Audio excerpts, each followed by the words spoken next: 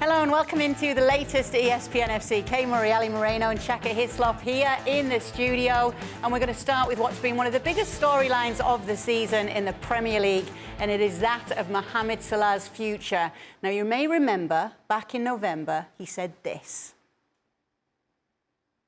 Well, we almost in December. I haven't received any offer to stay yet in the club. So probably I'm more out than in. So.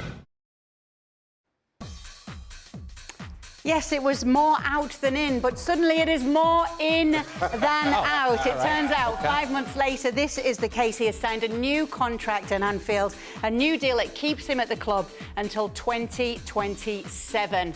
Åge Fjørtoft is joining us to talk more about this. Jan, let me begin with you. The speculation ends, he is staying.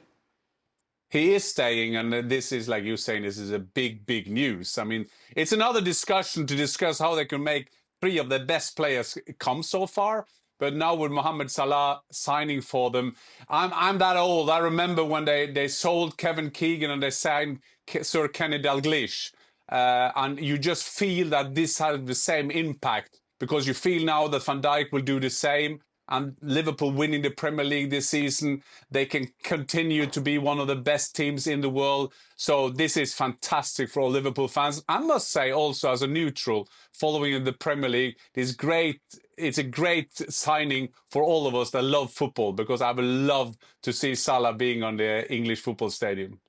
Best news for all parties, Shaka. Without question. And listen, you saw Mo Salah kind of play these games. The last time he was about to go out of contract, signed a new deal then this one is expiring, and similarly he had a lot to say about it. But some things just fit, and Mo Salah and Liverpool fit together. And truth is, he continues to be and remains Liverpool's most important player, despite his age, and he'll be 33 in a couple of months' time. There's just no replacement out there. And while Jan aging himself and talking about Kevin Keegan and Kenny Dalglish. I'm far younger than Jan, so I don't remember that at all. Wow. I'm not sure that there's a Kenny Dalglish out there for Mo Salah. Certainly not right now. Maybe there will be in a couple of years' time, and we have that discussion about who succeeds Mo Salah. But as of right now, there's no successor. He's playing.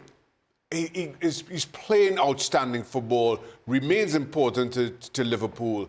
It ticks all the boxes. Has he played this situation very well as well, Alex? Yeah, I tell you, it's interesting to watch the way that he handles this contract negotiations, and he does so in a very sort of open to the world kind of thing. Usually when players are asked about their contract, it is a cut and paste response of, I'm just focused on the team. I'm focused on the game. I want to make sure that I'm prepared to be at my best, and I let the agents and those in my representatives take care of that conversation. I don't really want to get involved with that. Mohamed Salah was more than happy to say, well, maybe I'm out, maybe I'm in, I don't know. Do you want me here? Do you not? And he's played it really well because he's got leverage. What most players at his age, what they don't have is leverage. And he does. He has leverage in that, yes, I may be this old, but I'm also this productive. And do you have anybody else around here sitting on that bench, or do you have anybody else out there on the field that is as productive as I am? So I may be out, I may be in, it's not in my hands. It has to be the board, and it has to be those that make the decision that will allow me to walk out of this club. Will they allow me? I don't know. It's on them. And it puts the responsibility on Liverpool to make a decision. And it puts the ball squarely on the court of Liverpool and saying, are we really going to allow that guy to walk out the door? The guy who's scoring the goal, who continues to score the goals, who has been scoring the goals, and who probably will continue to score the goals? I don't think we can do that. So give him the money, give him the contract, let's move forward. And the news could be even better for Liverpool because reports say that Virgil van Dijk will be following suit, Jan, and also extending until 2027. Keeping the band together is the headline here as we take a look at how that would look for them. Maybe we're going to get ahead of ourselves here, Jan, but does it make them title favourites for next season? Well, they weren't favourites this season and they won it, and then will they be favourites next season and win it again? Well, there is a big chance that they will at least be one of the main contenders. I mean, they've had a fantastic season, and it's funny, these two old guys, but in modern football, they are not like old anymore because, you know, you keep fit. I have no worry about seeing them extending their contract for 2 years. Van Dijk has been more quiet. Van Dijk is doing that Van Dijk smile when everybody talking about his contract. And as Al is saying, Salah has played poker showing his cards, which is quite interesting because you haven't seen many poker competitions when they succeed doing that. And at the same time, of course, scoring loads of goals. I don't think his strategy would have been so good if he missed a goal all the time, but he hasn't. And to your question, I mean, Liverpool, Arne Slot coming in there, taking over from Klopp, had a fantastic season. And then don't listen to all these pundits who tell you this is a bad Premier League season. This is bad because Arsenal not been there, not Manchester City. That's just a way to talk the performance of Liverpool down. Liverpool have had a fantastic season and they missed out on some key games, but still the main thing now is to win the Premier League. See how many times they won the Premier League the last 30 years.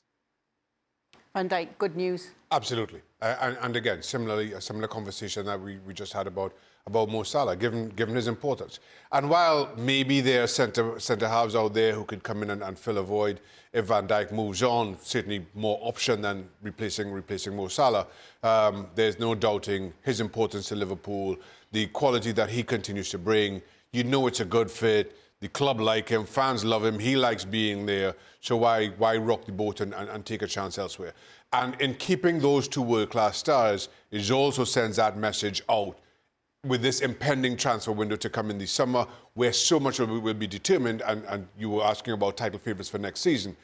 We'll wait to see what City does, wait to see what Arsenal does, but we know what Liverpool have already done so far, and that says to prospective players that Liverpool are looking to bring in, that we are going to look after our stars. We're going to keep our world-class talents. We're going to continue to compete at the top end of the table. That has an incredible knock-on effect as of right now that maybe we can't appreciate just yet.